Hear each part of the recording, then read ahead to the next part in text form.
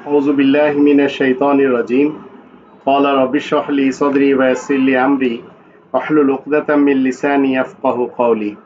সম্মানিত দর্শক এবং শ্রোতাবৃন্দ, আপনাদের সকলকে জানাই আসসালামু আলাইকুম ওয়া রাহমাতুল্লাহ। আপনি যদি মুমিন এবং মুসলিম হয়ে থাকেন, তাহলে রবের শান্তির পৃথিবীর সকল মুমিন মুসলিম ভাই বোনদেরকে একটু ভাবতে বলবো। সমাজে ধর্ম ব্যবসায়ীরা তাদের ব্যবসা চালু রাখতে শিখিয়েছেন কোরআন হলো আল্লাহ তাআলার বাণী আর হাদিস হলো রাসূলের বাণী। মানলাম, কিছুক্ষণের জন্য মেনে নিলাম। তাহলে 4 নম্বর সূরা আন-নিসা এর 80 নম্বর আয়াত কি হবে, যেখানে আল্লাহ রাব্বুল আলামিন বলছেন, মান ইউতিইর রাসূলা ফাকাদ আতা আল্লাহ।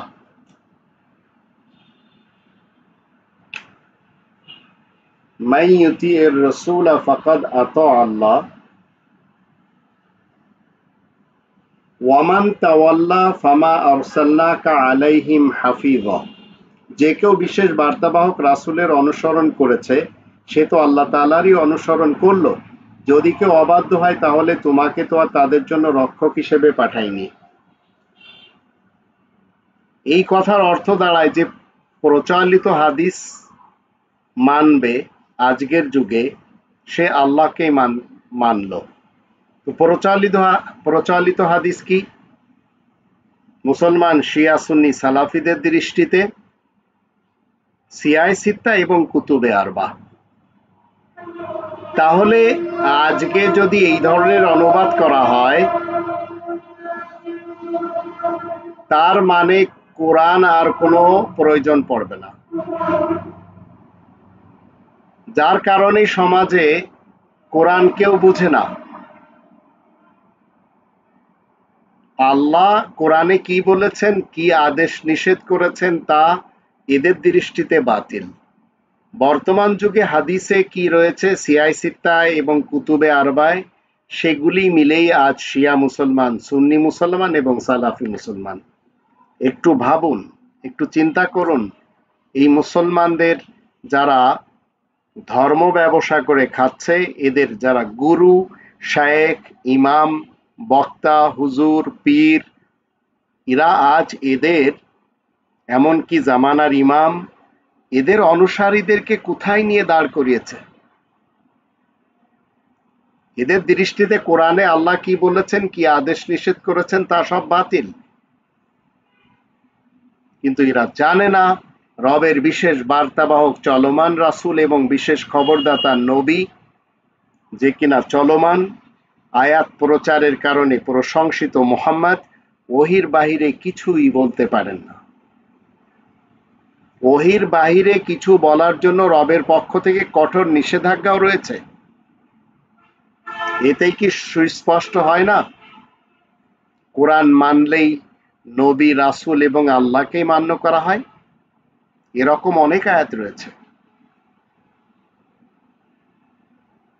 চলমান নবী রাসূল কোরআন দিয়েই উপদেশ দেন, যার জন্য আমরা 50 নম্বর সূরা কফের 45 নম্বর আয়াতের শেষে দেখতে পাই, ফাযাক্কির বিল কোরআন, তুমি কোরআনের সাথে উপদেশ দিবে। মুমিন মুসলিমদের জন্য কোরআন যথেষ্ট। এটি আমরা 29 নম্বর সূরা আল আনকাবুতের 51 নম্বর আয়াতে দেখতে পাই, আওয়ালাম ইয়াকফিহিম। কোরআনই মুত্তাকিনদের জন্য একমাত্র হিদায়াতের পথ। 2 নম্বর সূরা আল বাকারার 2 নম্বর আয়াতে, যালিকাল কিতাবু লা রাইবা ফিহি হুদাল লিল মুত্তাকিন।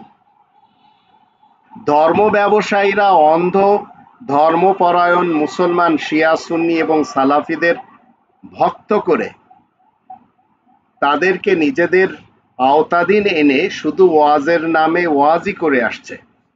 এরা মানুষকে রবের হুকুমের এবং ইবাদতের সাথে শিরিক করা শিখিয়ে যাচ্ছে। কোরআনের জ্ঞানী মানুষরা এদেরকে চিহ্নিত করে বয়কট করা শুরু করে দিয়েছে। আলহামদুলিল্লাহি রাব্বিল আলামিন, আমি আমার জীবনকালেই দেখে যাচ্ছি। প্রচলিত হাদিস মানলে কোরআনকে অটোমেটিক অস্বীকার করা হয়, আর কোরআনকে অস্বীকার করা মানেই হচ্ছে প্রকৃত অবিশ্বাসী, মুশরিকিন এবং অংশীবাদী হয়ে জীবন কাটানো।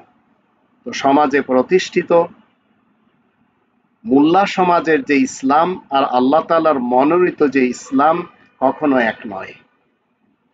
কারণ কোরআন যা বলে মোল্লারা তা মানে না, আর মোল্লারা যা বলে কোরআনে তা লেখা নেই। আর এগুলি বোঝার জন্য আপনাকে কোরআন স্টাডি করতে হবে, তাও মাতৃভাষায়। 19 নম্বর সূরা মারিয়ামের 97 নম্বর আয়াত মতে। আর এই কোরআনই হচ্ছে একমাত্র কওলুন ফাসলুন, সত্য মিথ্যার মাঝে পার্থক্য করার মানদণ্ড। 86 নম্বর সূরা তারিখের 13 নম্বর আয়াত তার প্রমাণ। তবেই তো 4 নম্বর সূরা নিসার 80 নম্বর আয়াত আপনাকে আমাকে বুঝতে আর কোনো কষ্ট নেই। মান ইউতিইর রাসূলা ফাকাদ আতা আল্লাহ ওয়া মান তাওয়াল্লা ফামা আরসালনাকা আলাইহিম হাফিজা। যে বিশেষ বার্তাবাহক রাসূলের অনুগত করলো সেই তো আল্লাহ তাআলার অনুগত করলো, আর যে বিমুখ হলো তবে আমি তোমাকে তাদের উপর তত্ত্বাবধায়ক করে প্রেরণ করিনি।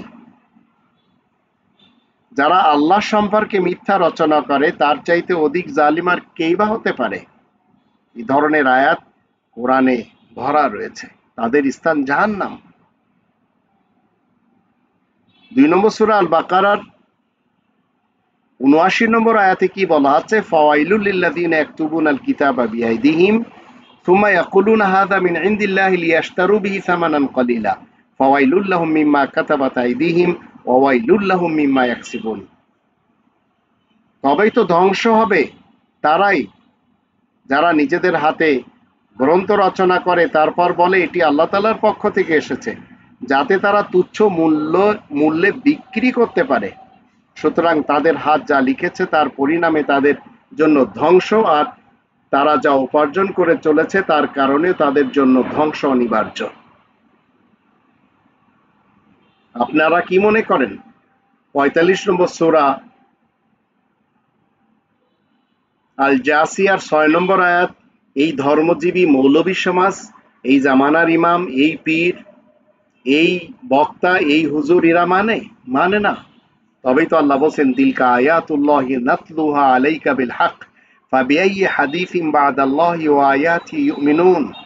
এগুলো আল্লাহ তাআলার আয়াত, আমি তা যথাযথভাবেই তোমার কাছে তিলাওয়াত করছি, অতএব তারা আল্লাহ এবং আল্লাহ তাআলার আয়াতের পর আর কোন হাদিসে বিশ্বাস করবে? কিন্তু এরপরেও আজ তারা সেগুলি করে চলেছে। কোরআনের সাথে আজ মানব রচিত বেহুদা হাদিস মেনে মানুষ দোজখে যাচ্ছে। 31 নম্বর সূরা লোকমানের 6 নম্বর আয়াত মতে, 7 নম্বর আয়াত মতে। একটু খুলে পড়ে দেখুন এই দুটি আয়াত, তাহলে বুঝবেন এই আহসানাল হাদিস যা 39 নম্বর সূরা জুমারের 23 নম্বর আয়াত মতে একটি গ্রন্থ আকারে আল্লাহ নাজিল করেছেন। এই আল্লাহু নাজ্জালা আহসানাল হাদিসি কিতাবান, আর এর ভিতরে রয়েছে যালিকা হুদাল্লাহ, এর বিপরীত ওমিনান নাসি মান ইয়াশতারি লাহওয়াল হাদিস, যারা লাহওয়াল হাদিস, বেহুদা হাদিস, বেকার হাদিস কিনে বেড়াচ্ছে, তারা কোরআনচ্যুত হয়ে যাচ্ছে এবং মানুষকে কোরআনচ্যুত করছে। আর এদের জালে যদি ফেসে যান দোজখ হবে ঠিকানা।